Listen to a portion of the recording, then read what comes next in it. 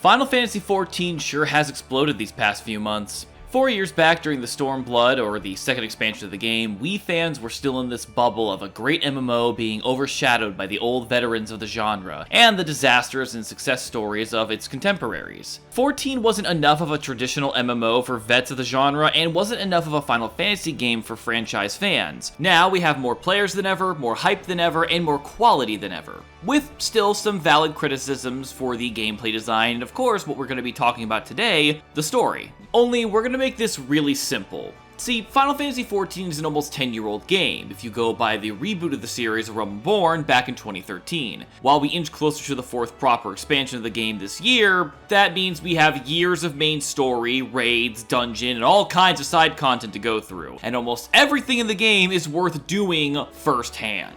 Final Fantasy XIV is an MMO in the sense of a large group of people coming together to run these dungeons and raids and grind for better gear for stats and looks, and even plenty of crafting and gathering and housing districts to buy up. But I've always felt it was a Final Fantasy game first, which you could also play with a bunch of friends, meaning it could be a very worthwhile solo adventure, which a lot of MMOs I don't think have the ability to do. It's the biggest reason I personally still play, even though I promise myself every year that I'm actually going to do the hardcore content. And then, like an asshole, I lie to myself. Still, I've stuck with the game after all these years and still have a free company and friends because we all love the characters, themes, and the story being told to us. I love them so much, in fact, that I want to tell you what you're generally in for and share my opinions and experiences with the expansions, yet not spoil anything for you, because if there's anything I could do a disservice for between you and the game, it's telling you about the plot twists and fake-outs and the genuine, brilliant retconning and adapting this series goes through. Sure, I want to be vague and tell you why these things work, but we're gonna have fun with just me giving the general synopsis of what you're gonna be seeing, some of the themes, and how I was reacting to them back in the day. Hopefully this will give some of you sprouts even more incentive to plunge on into the tale, or give those of you skeptics a different point of view that can strengthen your reasons for why this just isn't a game for you. So prepare for free use of the cinematics and my editor's choice of comedy and Google search images representing my words as we talk on a Final Fantasy XIV story, from A Realm Reborn to Shadowbringers. So the first thing you need to keep in mind with Realm Reborn is that it's a reboot of the game. Final Fantasy XIV originally had a story about a plot of the moon of the planet Hydaelyn falling on top of everybody, but in fact, that's no moon. It was actually a prison that held a powerful primal, aka demigod, aka false god, Bahamut. The original game saw players attempting to stop this fall and failing, thus causing a calamity that set the world on a narrowly escaped into the world that everyone is only just barely recovered from 5 years later. No, this isn't spoilers, this is backstory. You may have heard at some point 14 was a disaster of a game, so the developers had to nuke it. This is what we mean. They summoned a big fuck you dragon and came down and destroyed the game. And if you were around during the 1.0 days, you got to actually live that, including fighting monsters that invaded normally safe areas. Look up any documentary on the game launch and the initial death or any 1.0 final day video and you'll get at least a sliver of how big this event is. And why do I bring this up? Because A Realm Reborn is a response to 1.0. And a lot of us keep in mind with that when we say that A Realm Reborn is the worst part of 14, but it's still good. A Realm Reborn is Naoki Yoshida, aka Yoshi P, and his team's valiant efforts to take a poorly optimized and overly ambitious, unworkable project and make something playable. 1.0 from a lot of the old footage and hearsay was literally unable to run smoothly on people's computers, even big rig machines at the time. Laggy, grindy, unplayable are the words you'll read or hear the most looking up anything about 1.0. They essentially had to remake the entire game just for it to function. They did so much more than just make the game work. They clearly made it fun. There's a lot of effort brought into introductions of old and new players to the world. The different city-states all have their own regular struggles and introductions based on which starting class you go to. And even afterward, you get a taste of what Ul'dah, Limsa, Lominsa, and Gridania are all about. In order, one being basically desert capitalism, one being pirates? What pirates? There are no pirates! Respect the Admiral or I'll shoot you in the face. And the only thing between us and pissed off elementals trying to finish what Bahamut started, being your green witch friends. All of this and more is done with in-game cutscenes using the models to give different camera angles, expressions, and sometimes some really badass scripted fights. which is why I felt it necessary to bring up how much work was needed to make the game run very well. This world, the characters, the lore, it's all there from the start. They just needed a vehicle that could get players from start to finish, and the easier job for the team would be just to make a working game without taking all of the time and effort to put these scenes together. But they did care. The overall plot and time spent will take you into more of a focus of Uldal and Limsa, with just a short stopping point in Gridania, but it all focuses on dealing with the Ascians, beings of pure darkness that want to destroy the world and have their god Zodiark take what they see is rightfully there, as the true god of this realm and any other. Versus Hydaelyn, the planet and the crystal god who gives you the power of light to combat the false god summoning antics of the Ascians, all while dealing with a more grounded faction of the Garleans who want to set out and conquer and control all of the world as their magical tech empire grows. All of this while fighting summons from the franchise that are basically false gods whose mere existence is killing everything. Doing all of this, your character forms up a group with some NPCs and story-important allies, the Scions of the Seventh Dawn. Very generic fantasy. And it's between the generic Go Save the World plotline, you're actually building up just how powerful your character is through individual job stories. Each class has its own set of storylines in the game, animated cutscenes to play through, and the majesty and tragedy, and even comedy of their tales. As you level up and complete these mini stories, you'll get more abilities for your class's kit and eventually jump into your extended job classes, which just open up more utility and damage for each class, including even more story. And that even continues way past level 50. Boy, wasn't that just a lot to take in! So a quick recap, Final Fantasy XIV has a really generic fantasy light versus dark save the world story that literally this franchise itself has done multiple times. But there's much more to it. And that's the magic of the reboot. Taking your time and letting the world immerse you into itself is the key to enjoying this game. Final Fantasy game first that you can play with friends second. The plot twist, the intrigue, and honestly the jaw-dropping curve the main story takes near the end, along with how much effort it's taken to making all of these screens and all of these different shots and moments just feel like it's more important. The first dip into this game's world is one of patience and immersion. The story wants you, the player, to get invested in everything that's going on, so they build you up as the hero slowly with bigger and bigger calls to action, until you're storming an entire base of steampunk Nazis. The voice acting's not the best, and as I said, the plot's very generic. But just check out these scenes that I don't have a problem showing you out of context, unlike the rest of this video, and you can see how much effort is being put into really making some move into you paying attention. They didn't have to go this hard, especially with the budget and the graphics that they had to work with, but it's charming. And that's, I think, the easiest way to explain A Realm Reborn. It's charming in how much it wants you to care, and how much effort it puts into trying to make you care. So, come for the story and tales of characters you've yet to meet and see just how good the plot and the execution of it all can get you. See if you can fall in love with this world, the magics and the feel, while you're pointing fun at the very simplistic, evil characters. I honestly think you'll see the greatness that lies here. Now, where the plot for Final Fantasy XIV really kicks off into being objectively good, and where I'll be using a lot less game footage to show off what's happening, because spoilers, is Heavensward. If the last section felt like it was just spitting a bunch of jargon and lore and world logic at you because of the,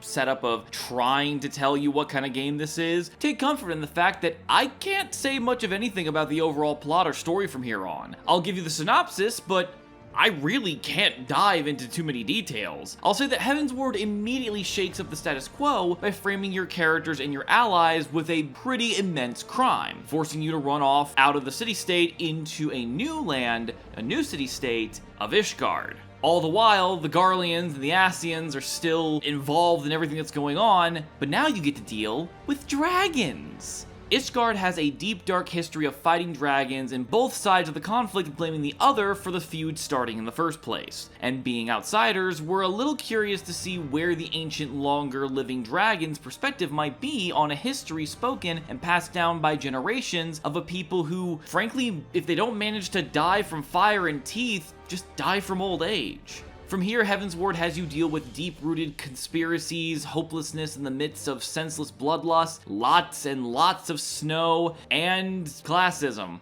Where A Realm Reborn was about self-made growth and rising to the destined hero's challenge by proving yourself, Heavensward literally just kicks you off your pedestal and only near the end having you earn the right to be that same hero after you've rebuilt it. You lost your good favor with all the Alliance, that consisted of the first 3 city-states, due to that aforementioned crime. You literally have your celestial crystal mama cut off from you for whatever reason as you enter Ishgard, and Ishgard itself is so deeply rooted in its own conflict that very few people are even willing to help you. Before, depending where you put your focus on with the main story, the job, and the side quests, you won't be a stranger to some of the things that get discussed, but now everything is being far more deeper delved into. And it's not just all through the eyes of one ally or one villain anymore. No, many of the villains are the reason of why you're here from all different sides of the entire conflict you've had up to this point. Ascians, Garleans, and a third faction all conspire separately to bring you down, and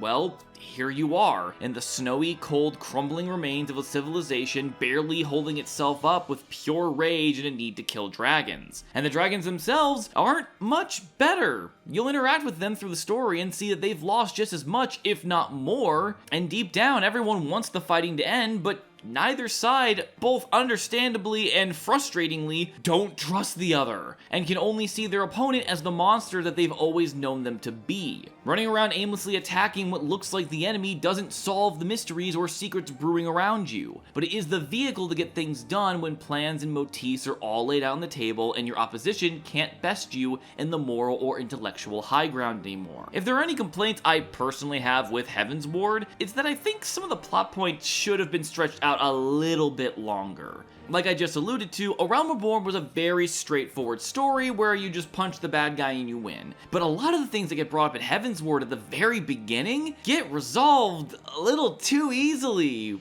when it would have been far more interesting to see just a little bit more struggling and ramifications of what happened even as your hero has their name cleared, or even as you start making peace between everyone. Don't get me wrong, you gotta go through a lot of lies, class struggles, and dragons to get to the end, but there are some plot points that I just think shouldn't have been resolved until the very end of Heavensward, and instead it feels more like some major events happen in the very middle. Ironically, when in the very middle of the storyline, you actually have other plot points that get started here and don't actually get resolved until the 3rd expansion in Shadowbringers. Half of this expansion is exactly what I would have wanted, and the other half is good, but just still kind of missing it. But beyond that, and just me not liking cold, dark places, Heavensward manages to carry over all of the good world building and character writing from its predecessor, and even fixes the issues of having a good plot. One would only hope that Stormblood could carry the torch and bring 14 into its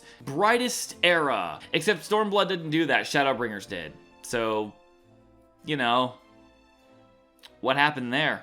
This next part of the video, I'm going to be a little more off script and use what I wrote here as notes, because this really needs to just be a shorter segment. I, again, want to give more subtle readings and opinions of what these expansions have. I don't want to give too much away over what happens with certain plot twists or characters. I just want to talk about why I like or dislike things of these expansions. The problem is that the reasons to not like Stormblood come with the issues of the plot itself. Basically, in Stormblood, we're going to go and fight the Garleans more one-on-one. Previous events and everything going on have had a much more privatized and, oh, we didn't attack Eorzea, it was totally not us. Now, it's just straight up an attack on Garlemald and the conquering that they've already done. This would not be such a major ordeal if it wasn't for the fact of who we primarily are going off to save. A group of people called the Alamegans, who are a mostly higher or aka human race of people who tried to take over Eorzea 80 years prior, and who blame Eorzea for Garlemald taking them over. This has been a plot point and a debate of philosophy in A Realm Reborn going forward about how the Alamegans are treated and how they see the rest of the world. But the problem comes into that, yes, while there are different methods of why the city-states are shit, we know that by now. We understand that, and there's always that struggle for it. To me personally, it feels like the Alamegans don't take any responsibility as a political force, as a people, for what got them in this situation in the first place. Again, they tried to take over all of the other alliances, the other city-states, and they lost. And in that time, Garlemald came and took them over, and when no one came to their rescue, are you even that surprised? Now, there are other city-states and other cultures that are worth saving, one specifically the Domans, who are occupied by Garlemald for a lot longer, and frankly, really have no fight left in them. And they're more sympathetic because they don't blame anyone for the situation they're in. They lost. They want to be freed, but they recognize how powerful Garlemald is and how any resistance that's been sent to them is already, thus far, all anyone can presumably come up with. And then, of course, there's the Azim Steppe, which is the location of the Aura, Best Lizard Folk, who are all Mongols. And that's awesome. Super intelligent warrior people who all have their own cultures, who all have their own ways of life, who happily come together against a bigger threat once proven that A, main character and the NPCs are worth following, and B, that the threat is big enough. Intelligent reasons of why they do or don't want to get involved in the fights.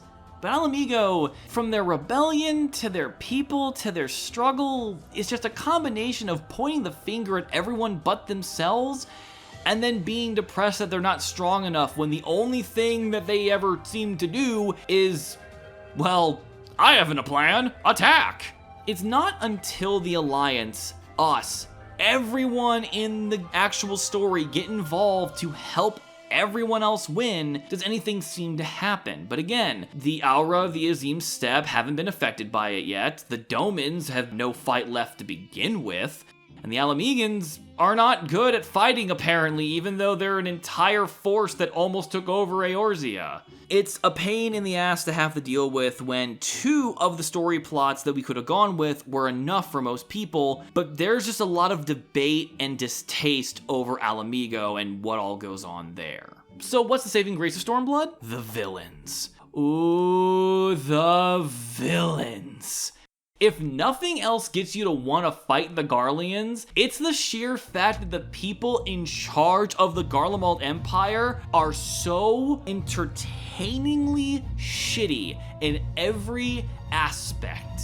We have such a variety to choose from reoccurring lackeys that we love to curb stomp until they lose their goddamn minds and start preaching about how all their name days have come at once, to sympathetic but consistently evil conspirators that you have to fight because they're still wrong. You understand how they got to where they are, and now it's just a simple fact of survival and philosophy. And of course, there's the far less sympathetic but oozingly smarmy sons of bitches that you just want to punch in the face until it turns to mush. And then there's the sexy crazy pants. Your pants may look playful now, but deep down in their pockets, they are pure evil. One of the villains in Stormblood is so insane, so stalkery, so freaking messed up, personally, and I know a lot of other people love to hate them. To say that it's like an effect of how everyone loves to hate the Joker in Batman is the same energy. When the Joker's around, we want him defeated,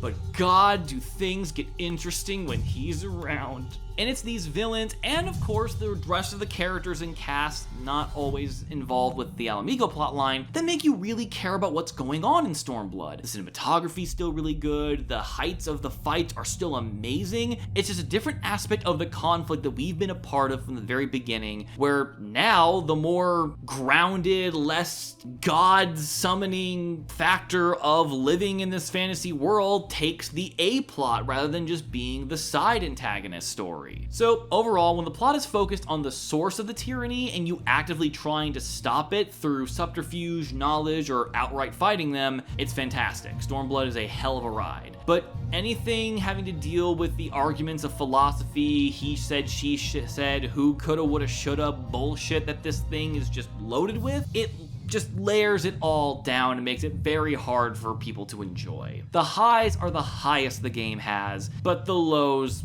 are the lowest. And near the end, the expansion does shape up, even in its more worst aspects. But this is why I think so many people prefer Heaven's Word over Stormblood. Stormblood has more interesting stuff, but it doesn't handle it as well. I just feel like there might have been too many cooks in the kitchen at the time trying to pull the story in too many directions. And maybe that's just the core of it. Too much at too little time. Still, you could do a lot worse for expansions and storylines, and things do wrap up in a satisfying manner that leads you into, well, let's face it, the expansion that people think is better than even some other Final Fantasy games, and I've kinda grown to agree.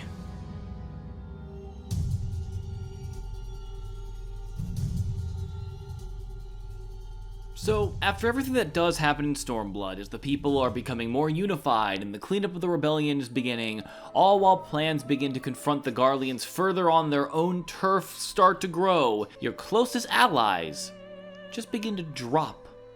Comatose, out of nowhere, and there doesn't seem to be any real connection other than a voice reaching out asking for help. Who is that voice? What do they need? I'll at least tell you what they need. To stop an apocalypse. Shadowbringers has you and the Scions jumping to a whole other world, a fractured piece of Hydaelyn where everything is different and yet a little bit of the same. Some of the races you've grown to know aren't the same, aka Hyor, the humans of the source, are now called Humes. Elizins, which have always just been elves, or just straight up called elves, and Lalafell, the little potato people, are now dwarves. A mysterious, though, if you've been paying attention to the raids up to this point, you probably know who the character really is, introduces themselves as the Crystal Exarch and tasks you to gather the Scions, who are all scattered across the Mirrored Realm, trying to also find you and their allies while dealing with other events like, well, the brightest apocalypse ever.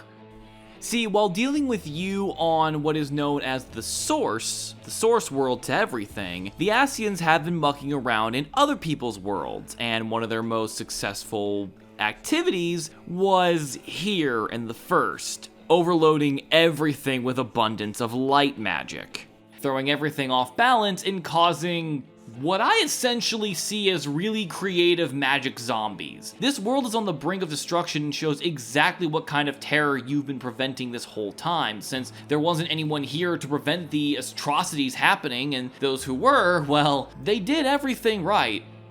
Everything that was asked of them. And still it came to this. This expansion shows off a world, a people, and a plot of hopelessness. True hopelessness. Not like before where we were seeing where it was man-made, for lack of a better term, hopelessness or dread. We've seen destruction. We've seen the struggle for purpose and triumph, but here is the closest anyone has been to outright losing, and it's not really an individual's fault as the threat. Not like Stormblood or Heaven's Ward where there was corrupt or powerful individuals. From anyone's perspective, this is just a natural cataclysm, something that couldn't have been predicted, expected, or stopped. Even the decadent are accepting that the force coming for them is one that just can't be confronted. It's that of a natural disaster. The world itself is dying, so why bother trying? Why not just live in the life of luxury that they've built for themselves until their last days? And everyone else? Just trying their best to survive every day. Try to make it. It's all about survival in a world that is literally falling apart with no explanation. Meanwhile, in our realm, the Garleans are toying with their own forces of potential worldwide annihilation. So desperate to gain a foothold in the war that they are losing desperately, they create a weapon that, once released, similarly won't be able to be stopped. And of course, the Ascians have been doing their part in puppeteering these outcomes, as they always do, and for the same reasons, but now we start to get it. Shadowbringers juggles not just the hopelessness of people trying to save themselves from an end that is inevitable, but of your most mysterious and explored enemy. In this expansion, you talk with the Ascians, you properly debate with them, and once again, take the lessons from the previous expansions of knowing who, what, and why you're fighting. And what you find literally tells you that everything you know about the struggle of good and evil, Hydaelyn versus Zodiark, you've been lied to. Shadowbringers likes to explore a little bit of what happened in Stormblood when bad enough circumstances are involved. Just how far will someone go? How far will someone go to justify survival, comfort, living? How much will they allow to be sacrificed for just one more day? This expansion actually puts everyone through some depressing and traumatizing stuff, and sure, it's not gory or true horror nightmare fuel, but there is plenty of time explaining and showing you why becoming one of these variety of sin eaters is painful, terrifying, and worse than dying. The writing is at its best here. You were able to not only accept the new status quo of how magic and the reality you've come to understand isn't as it seems, but the lore and the backstories and the reasons for why things happen and reach out back to even a realm reborn. A game being years into development and updates, and the writers paid attention and simply updated their world's logic, but not to fully retcon out of embarrassment, just to revitalize, to give some real quality, some real intrigue. There's just a lot of mature themes and storytelling being done here that has been built upon trial and error that gets acknowledged and cleaned up for a narrative that makes you actually understand and sympathize with everyone. I had actual discussions and debate over the philosophies of protagonists and the true nature of our enemies, and by the end, the one true thing we all could agree with, my FC mates and I, is that the villain's selfishness outweighed ours, making the fight unavoidable, necessary, and tragic.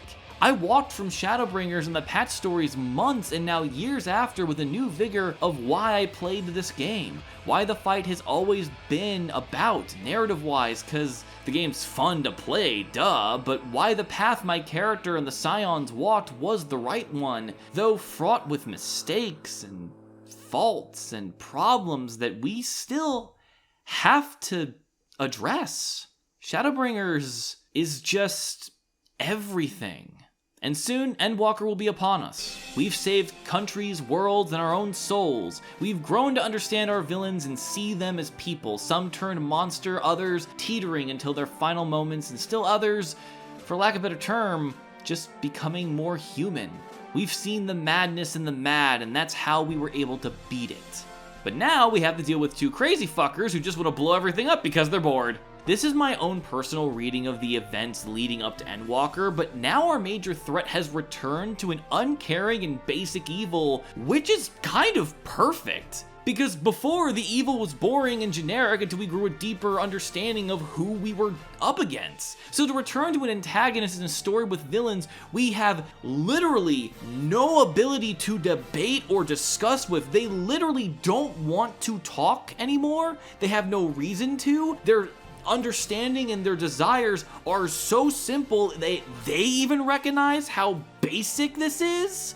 What is gonna happen next, and why it's happening, and why the moon is so great in leading to all this understanding being thrown out the window, making these villains truly fearful, because now everything we've worked up to, besides fighting, might not be enough. I have no idea if what I'm saying is truly going to be the effect or the themes of Endwalker. That's just how I'm reading the end of Shadowbringers right now, especially leading with everything that's been building up. But I'm looking forward to finding out in November, and I hope that if you stayed long enough to hear me ramble while giving hints of what even the story of 14 is, that you've been inspired to ask why the heck the moon?